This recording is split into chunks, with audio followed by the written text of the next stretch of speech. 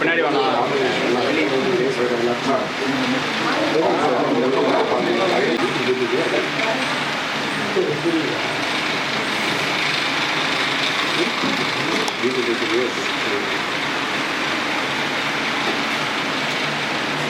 Sir ஒரு சைடா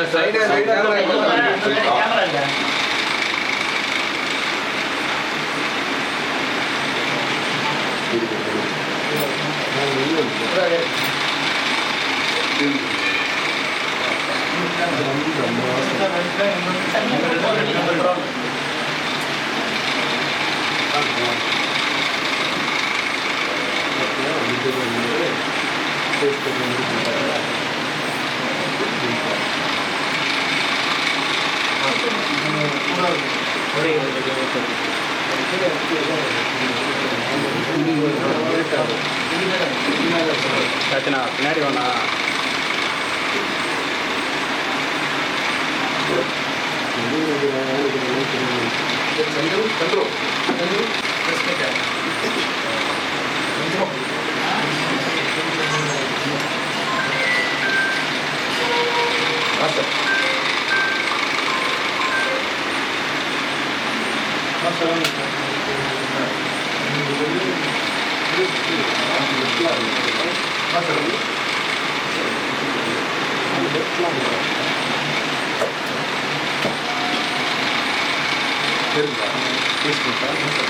on பண்ண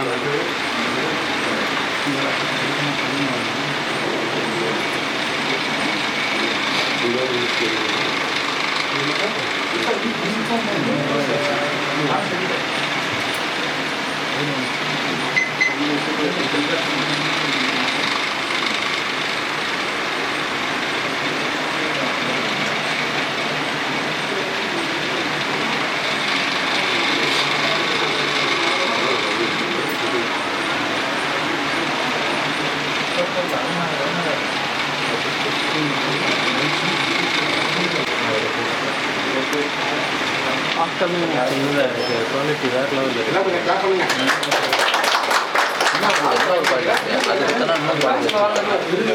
அதிக லீக் வருது.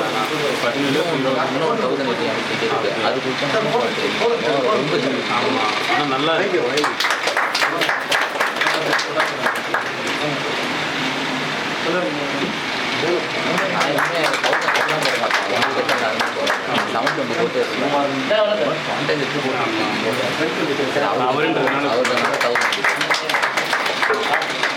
அவர் குவாலிட்டியாக போடுவார்.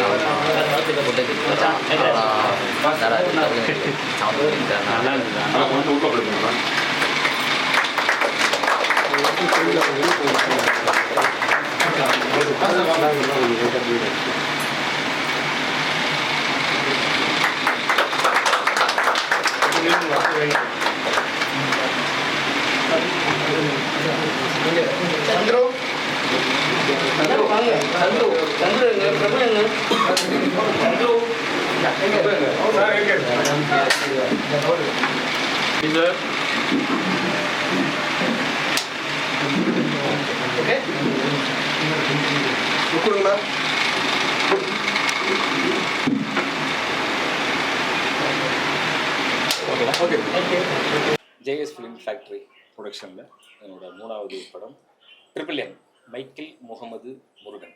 ஒரு கமர்ஷியல் கலந்த ஒரு க்ரைம் சப்ஜெக்ட், ஒரு ஆக்ஷன் மூவி.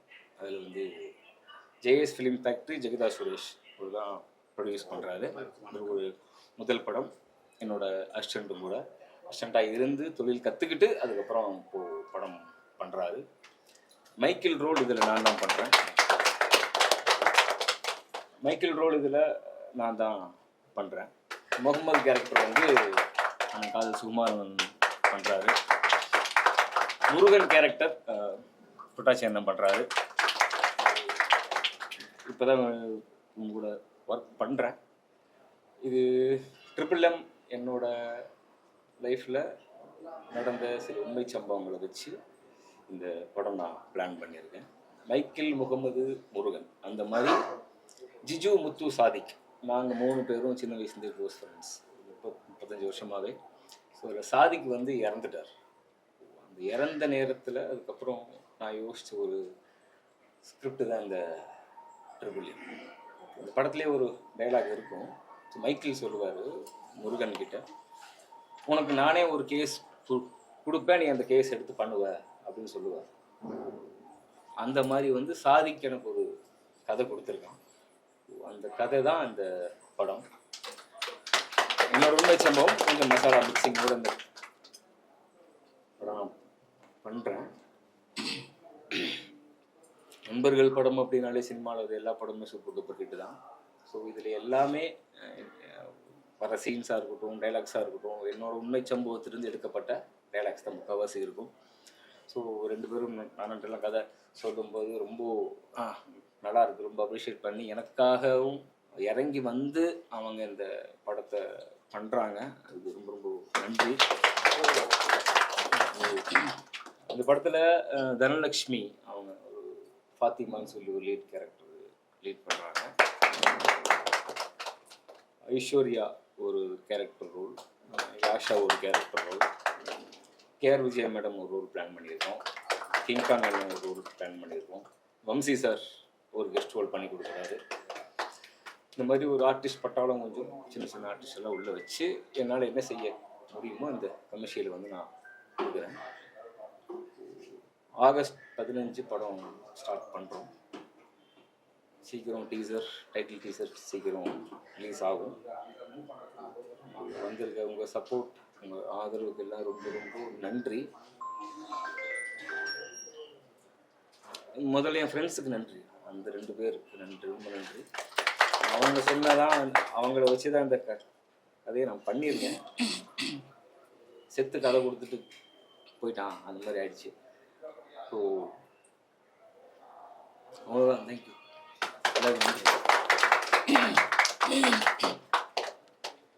சரிங்க ப்ரொடியூசர் மாதிரி இப்படி மைக்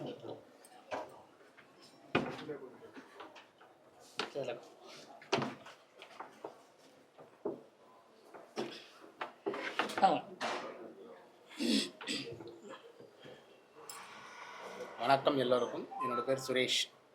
இந்த படத்தோடைய ப்ரொடியூசர். என்னோடய முதல் படம் ப்ரொடியூஸ் பண்ணுறேன். இதுக்கு முன்னாடி ஒரு 2 படம் அசிஸ்டன்ட் டைரக்டராக சார் கூட ஒர்க் பண்ணியிருக்கேன். என்னோடய குரு இப்போ வந்துட்டு இப்போ பண்ணிகிட்ருக்கோம். ஸோ எல்லோரும் சப்போர்ட் பண்ணுங்கள், நல்லபடியாக பண்ணுவோம். நன்றி.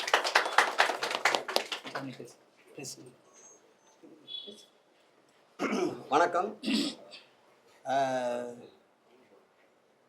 ஒரு 2 நாளில் முடிவு எடுத்தாருன்னு நினைக்கிறேன். டக்குன்னு இவர் முன்னையே கொட்டாட்சி பண்ணணுங்கிறது ஸ்கிரிப்ட்லேயே கொண்டு வந்துட்டார்.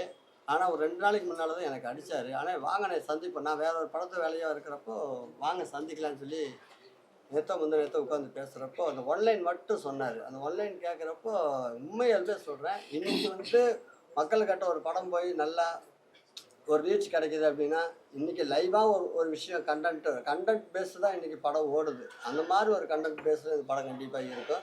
நான் இங்கே வந்திருக்கிற பெண்கள் எல்லாத்தையும் பார்க்குறப்போ வந்து மம்முட்டி சார் எடுத்த களவும் காவல்னு ஒரு படம் இப்போ வந்துச்சு. மம்முட்டி சார் ஹீரோ, ஒரு 21 பொண்ணுக்கு ஹீரோயினி. அது மாதிரி எங்கள் 2 பேரை வச்சு போட்டு இத்தனை ஹீரோயினி கூப்பிட்டாங்களோ, என்னடா பண்ண போகிறோம் அப்படிங்கிறத நான் நினச்சேன். அதெல்லாம் தாண்டி கண்டிப்பாக வந்து ஜிஜுக்கு இது வந்து 3வது படம். ஒவ்வொரு படமும் ஒவ்வொரு சேனலில் பண்ணிகிட்ருக்கிறாரு. இது வந்து முருகன் பேர்கள் அப்படியெல்லாம் கொண்டிருந்தாலும் அவருடைய லைஃப்பில் ஒரு நண்பர் வந்து இவருக்கு ஒரு கதையை கொடுத்துட்டு போயிருக்காரு. அதை வந்து ஒரு த்ரில்லராகவும் ஒரு சஸ்பென்ஸாகவும் இந்த படத்தை வந்து கதை அமைச்சிருக்காரு. கண்டிப்பாக எல்லாமே சப்போர்ட் பண்ணுங்கள். இந்த பூஜையிலிருந்து அடுத்த கட்டம் ஃபுல்லாக படப்பிடிப்புக்கு பரபரப்பாக இருக்கிறாரு ஒரே மனுஷனாக. சப்போர்ட் பண்ணுங்கள். நன்றி. அனைவருக்கும் வணக்கம். நான் சுகுமார். ரொம்ப மகிழ்ச்சியான இது ஒரு பூஜை. வந்திருக்கக்கூடிய அத்தனை பத்திரிகை ஊடக நண்பர்கள், இணையதள நண்பர்கள் எல்லாருக்கும் என்னுடைய அன்பான பணிவான வணக்கம். ஜிஜோ படிக்கல் சார் வந்து கழிப்பறை படம் பார்த்ததுலேருந்தே அவரை பார்த்து பேசினேன்னா ஒரு கவனம் ஈர்க்கப்பட்ட ஒரு படம். ரொம்ப அதாவது ஒரு பொது நலனில் ஒரு படமாக ஒரு கமர்ஷியலாக பண்ணாமல் அது நம்ம ஒரு சப்ஜெக்டில் ஒரு நல்ல கருத்தையும் சொல்லணும் அப்படிங்கிற ஒரு நல்ல ஒரு பெரிய சமூக சிந்தனை உள்ள ஒருத்தர். நல்ல படிப்பாளி, நல்ல சிந்தனாவாதி. நமக்கே தெரியும் இந்த மலையாள படங்களில் இருக்க நேர்த்தி அவர் படங்களில் இருக்கும். எந்த அளவுக்குன்னா கூட ஒர்க் பண்ண ஒரு அசிஸ்டன்ட் டைரக்டரே அவர் நம்பி நான் ப்ரொடியூஸ் பண்ணுறேன் நீங்கள் ஒரு படம் பண்ணுங்க அப்படின்னு சொல்கிறதுக்குலாம் ஒரு அசாத்திய துணிச்சல் வேணும் சார். இன்றைக்கி ஒரு நாட்டை இருக்கிறதுக்கோ ஒரு பெரிய அரசியலை இருக்கிறதுக்கோ ஒரு இருக்க தைரியத்தை தாண்டி ஒரு படம் பண்ணுறதுக்கு முதல்ல தைரியம் வேணும் சார்.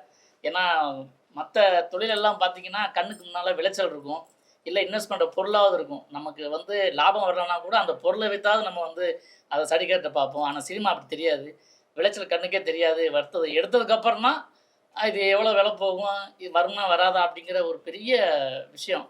அதுக்கு பெரிய தனி தைரியமே வேணும். அதுக்காக நான் வந்து தயாரிப்பாளர் அவர்களை ரொம்ப பாராட்டுறேன். அப்புறம் ஜிஜோ சார் சொன்ன மாதிரி இது வந்து அவருடைய லைஃப்பில் நடந்த ரியல் இன்சிடெண்ட்டு. கதை சொல்லும்போது அவருடைய அந்த கேரக்டர் வரும்போது அவர் அழுதார், அவரை மீறியே அழுதார். நான் அந்தளவுக்கு ஒரு சென்டிமெண்ட்டான ஒரு விஷயம் இது. அதில் ஒரு நல்ல டயலாக் ஒன்று இருக்கும், ஃப்ரெண்ட்ஷிப் கில்ஸ் ஆல் ரிலிஜியன்ஸ். அதாவது நட்பு ஒன்று தான் வந்து மதங்களை எல்லாம் இல்லாமல் செய்யும். ஏன்னா நாங்களாம் சென்னைக்கு ஆரம்பத்தில் வந்து இருந்தப்போ ஒரு ரூமில் 6 பேர் 7 பேர்லாம் தங்கியிருக்கோம். ஒவ்வொரு ஊர்லேருந்து ஒருத்தர் வந்திருப்பாங்க. அப்போ கஷ்டத்தில் இருப்போம். நாங்கள் யாருமே நீங்கள் யார், என்ன ஆள், என்ன மதம், என்ன ஜாதின்னா கேட்டதே கிடையாது. ஒன்றா தான் உட்காருவோம், ஒன்றா சாப்பிடுவோம். இப்போ தான் அதெல்லாம் இப்போ தெரிய ஆரம்பிக்குது. இதில் வந்து நிறைய பாலிடிக்ஸ்லாம் இருக்குது, சினிமா பண்ணுறதில்ல. அதெல்லாம் எனக்கே நடந்திருக்குது சில கம்பெனிகளில். அது நான் சொல்ல விரும்பலை. ஆனால் இது வந்து உண்மையிலேயே வந்து ஒரு தைரியம், ஒரு உள்ளார்ந்த ஒரு பெரிய அரசியல் இருக்கும் இந்த படத்துக்குள்ளே. நட்பு தான் கதை அப்படின்னாலும் அதை ரொம்ப அருமையாக பண்ணியிருக்காரு. நிச்சயமாக ஒரு கவன ஈர்ப்பை வந்து ஏற்படுத்தும் அப்படிங்கிறது தான். அப்புறம் என் மச்சான் இன்னொரு கேரக்டரு, நான் முகமது, இவர் வந்து முருகன். ஸோ முருகன் பேர் வச்சாலே இன்றைக்கி வந்து திரும்ப வர்ற டைம் இது. எல்லா இடத்துலையுமே வந்து சாமி படங்கள் வந்து தமிழ் முருகன் வருது, சேயோன் வருது, அதுக்கப்புறம் வந்து இந்த படம். ஆனால் நட்பு வச்சு சொன்ன படங்கள் எல்லாமே அவர் சொன்ன மாதிரி, டேரக்டர் சொன்ன மாதிரி ஃபெயிலியர் ஆனதாக வரலாறே கிடையாது. ஏன்னா நட்புக்குன்னு என்றைக்குமே ஒரு தனி இது இருக்குது. அந்த நட்பு தான் காதல் படத்தில் நான் பண்ண கேரக்டரும், அந்த காதல் படத்தில் நான் பண்ண அந்த கேரக்டரும். ஸோ அந்த மாதிரி ஒரு நட்புக்கு ரொம்ப முக்கியத்துவம் கொடுத்துருக்கிற ஒரு அருமையான ஒரு படம். இந்த கேப்ஷன் எப்படி இருக்கோ அதே மாதிரி தான் படமும் க்ளீனாக இருக்கும். படக்குழுவில் பணியாற்றக்கூடிய என்னோட இனிமேல் இந்த படத்தில் பயணம் செய்ய போகிற இந்த பூஜைக்கு வந்திருக்கிற எல்லோருக்குமே என்னுடைய வாழ்த்துக்களை தெரிவிச்சுக்கிறேன். அதுக்கப்புறம் வந்து இந்த படத்தை கொண்டு சேர்க்கறது எல்லாமே வந்து உங்களுக்கு பத்திரிகையாளர் உங்கள் கையில் தான் இருக்குது. நன்றி, வணக்கம். அப்புறம் இந்த நிகழ்ச்சியை ஒருங்கிணைச்சு நாங்கள் இந்த படத்தில் மறுபடியும், ஏன்னா மச்சான் நானும் கொஞ்சம் காதல் எழுதிலை டைமுக்கு அப்புறம் வந்து பார்த்திங்கன்னா தொடர்ந்து ஒரு 10-25 படத்துக்கு மேலே பண்ணியிருக்கோம். அப்புறம் சின்ன கேப்பு. அதுக்கு பிறகு மச்சான் கூட நான் இணைந்து நடிக்க போகிற படம், அதில் எனக்கு மகிழ்ச்சி. அதுக்கான ஒரு விஷயத்தை செஞ்ச இந்த படத்துடைய பிஆர்ஓ என் நண்பன் சித்திக் அவர்களுக்கு நட்புக்கு மரியாதை கொடுத்து நன்றி சொல்லிக்கிறேன். தேங்க்யூ.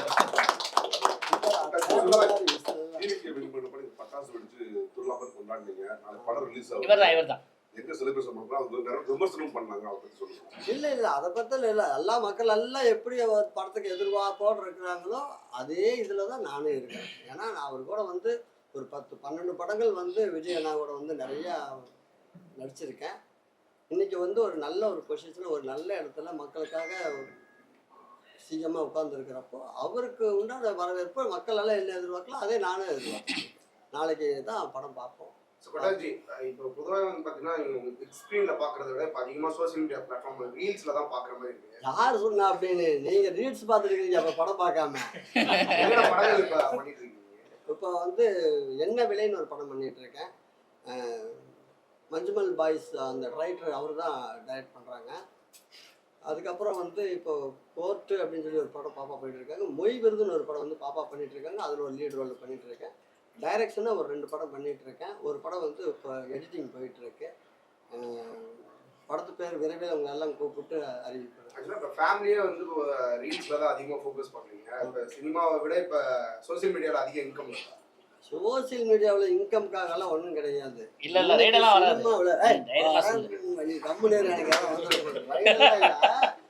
எனக்கு என்ன அப்படின்னா, நம்ம ஏதோ சினிமாவில் இருக்கிறோம், நம்ம சினிமாவில் இருக்கிறத செஞ்சுக்கிட்டே இருக்கணும் அப்படின்றது தான். ஒரு வேலை கிடைக்குதுங்கிறத தாண்டி அந்த வேலையை நாமளே உருவாக்கி அந்த வேலையை செய்யணும் அப்படின்றதுக்காக தான்.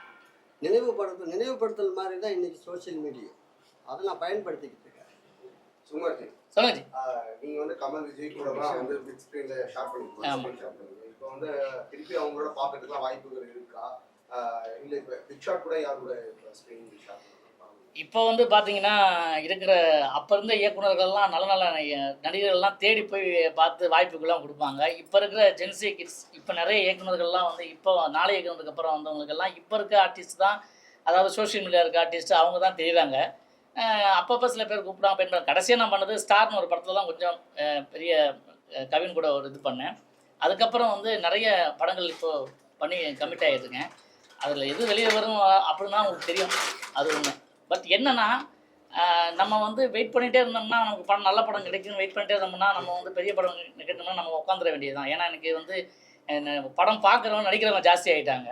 அதனால் நம்ம ஏதாவது ஒரு தளத்தில் இயங்கிட்டே இருக்கணும்னு சொல்லிட்டு கிடைக்கிற இடங்கள்லாம் பண்ணிக்கிட்டு இருக்கோம், அவ்வளோதான்.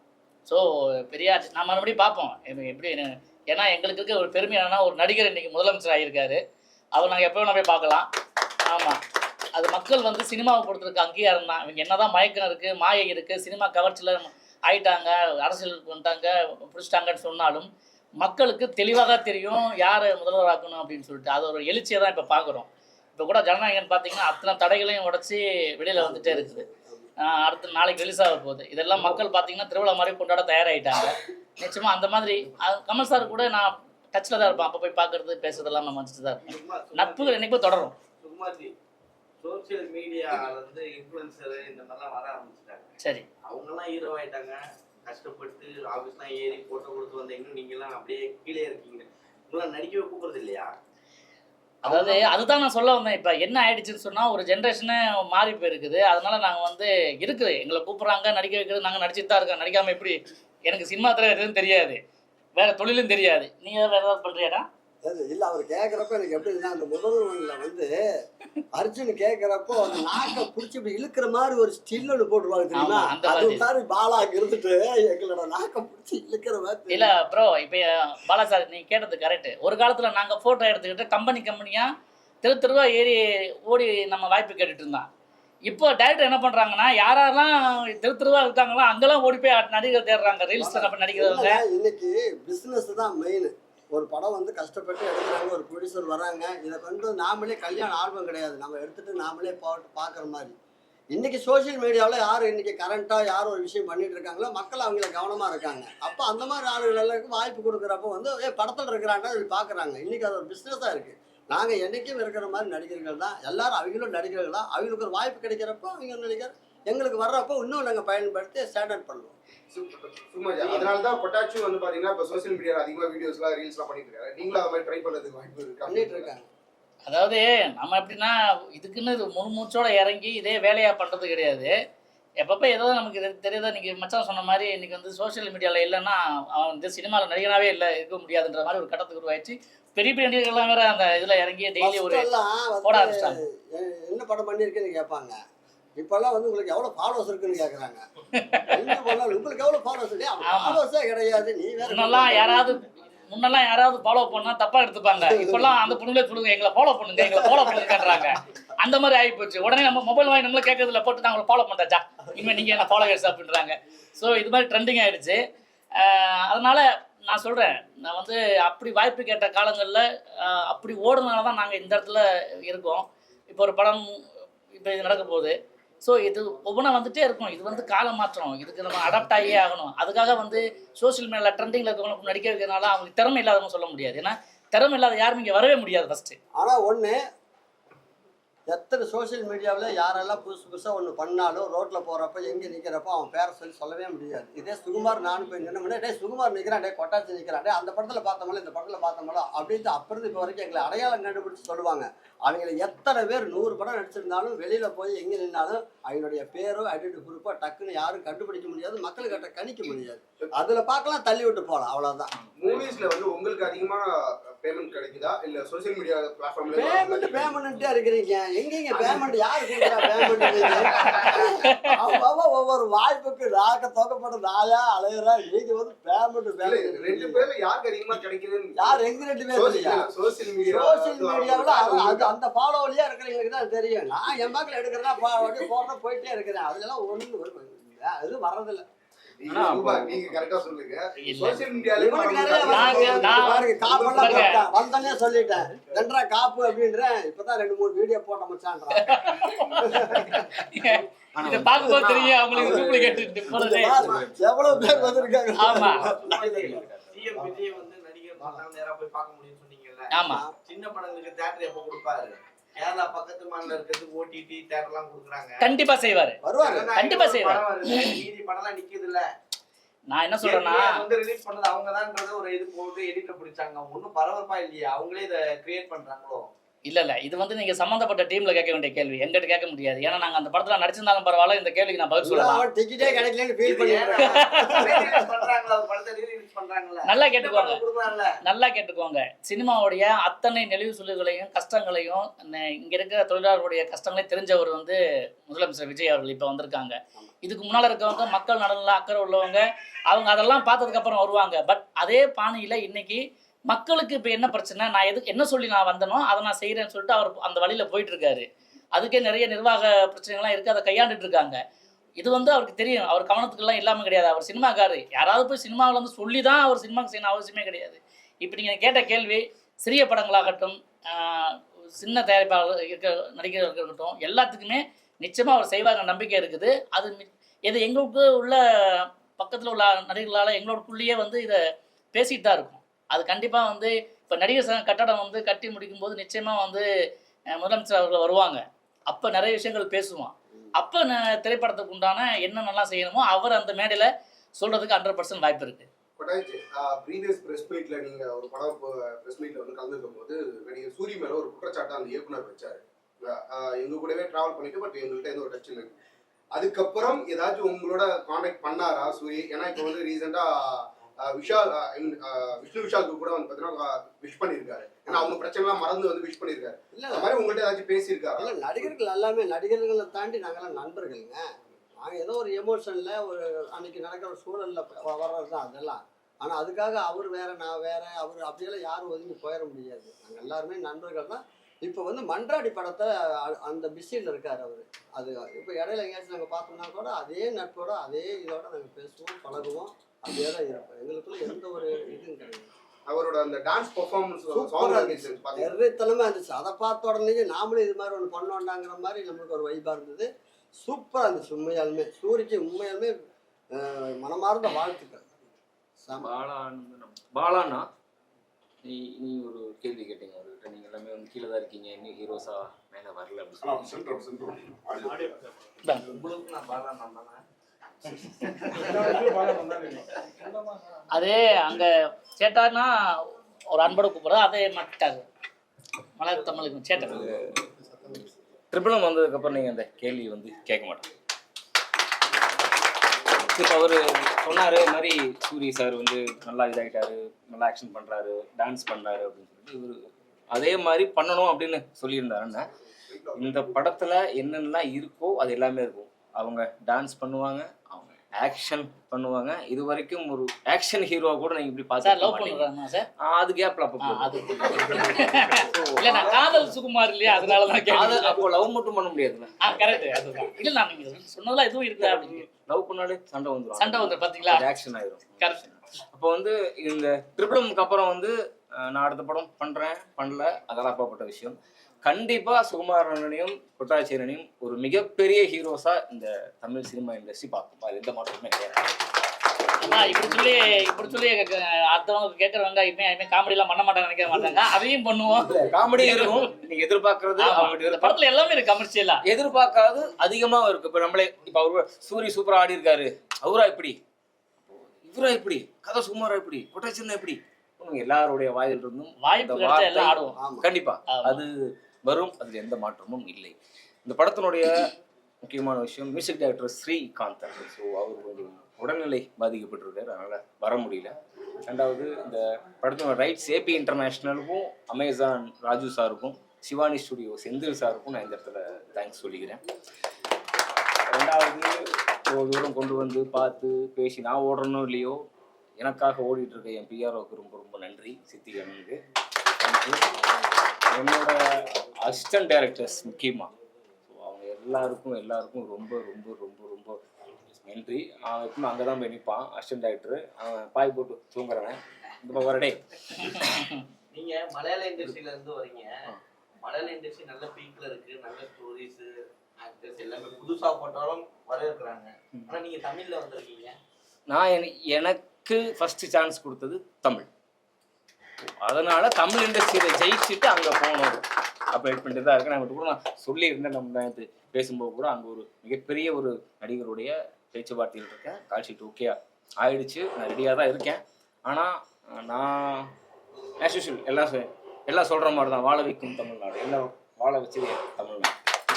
அதனால் நான் வந்து தமிழில் பண்ணிட்டு தான் ஒரு கமர்ஷியல் ஹிட். நான் ஆக்சுவலாக வந்து ஒரு அவார்ட் வின்னிங் டைரக்டர் தான், எனக்கு எல்லாமே தெரியும். என்ன இந்த ஸ்கிரிப்டு ஒரு கமர்ஷியலாக மாற்றினது வந்து ஆர்பி சௌத்ரி சார். ஸோ அவர்கிட்ட நான் உட்காந்து பேசும்போது இப்போ இல்லை, அவர் சொன்னார், நான் அவருக்கு ஒரு ஸ்டோரி ஒன்று சொன்னேன். அப்போ ஒரு மாதிரிலாம் பேசிட்டு இல்லை, நல்லா இருக்குது, சூப்பராக இருக்குது. ஆனால் நான் அவார்டை வாங்கி வீட்டில் வைக்க முடியாது. உங்களுக்கு அவார்டு பெருசு, நான் காசு போட்டு காசு எடுக்கிறேன். அதனால ஒரு கமர்ஷியல் டைரக்டராக வாங்க, அப்போ தான் உங்களால் சினிமாவில் நிற்க முடியும். அப்போ தான் எனக்கு அந்த அவார்ட் அப்படிங்கிறத கொஞ்சம் தள்ளி வச்சுட்டு இந்த ஸ்கிரிப்டை நான் வந்து ஓப்பன் பண்ணது. கண்டிப்பாக நீங்கள் எதிர்பார்த்தது மலையாளத்தில் விரைவில் நடக்கும். ஒரு பெரிய நடிகரோட பேச்சுவார்த்தையில் இருக்கேன், சக்ஸஸ் ஆயிடுச்சு, பண்ணுவேன். ஹீரோ கூட உட்காந்துருக்கீங்க, ஹீரோயினை ஏன் மறைக்கிறீங்க? மறக்கலையே, கண்டிப்பாக கூப்பிடுவேன். மறைக்கல அவ்வளோ ஹீரோயினை உட்கார வச்சு பேச வைக்கலாம்ல. பேச வைக்கலாம். இதுலயும் வந்து பெண்களுக்கு இடம் கொடுக்காம நான் அப்படி கிடையாது. பெண்களுக்கு இடம் நான் கொடுக்குறேனா இல்லையான்னு இந்த படத்தை பாருங்க தெரியும். ஃபர்ஸ்ட் மச்சான் கொடுக்குறானா நீங்கள்? எல்லாருக்கும் வணக்கம். என் பேர் தனலக்ஷ்மி. நான் மூவி சீரியல்ஸ் பண்ணிகிட்ருக்கேன். ஜேஎஸ் ஃபிலிம் ஃபேக்ட்ரி, அதில் ப்ரொடியூசர் சார் ரொம்ப நன்றி. அப்புறம் ஜிஜு படிக்கல் டேரக்டர் சாருக்கும் ரொம்ப நன்றி. படத்தில் ஒரு லீட் ரோல் நான் பண்ணுறேன். Thank you so much. ஹாய், நான் ஐஸ்வர்யா. ஜேஎஸ் ஃபிலிம்ஸில் ஜிஜு படிக்கல் சார் டைரக்ஷனில் MMMல நானும் ஒரு பங்காக இருக்கிறதுல ரொம்ப ஹாப்பியாக இருக்குது. Thank you sir, thank you producer sir, and thank you Siddique sir. நீங்க அப்படியே மாறிட்டாங்க நடுவில் உட்காரு.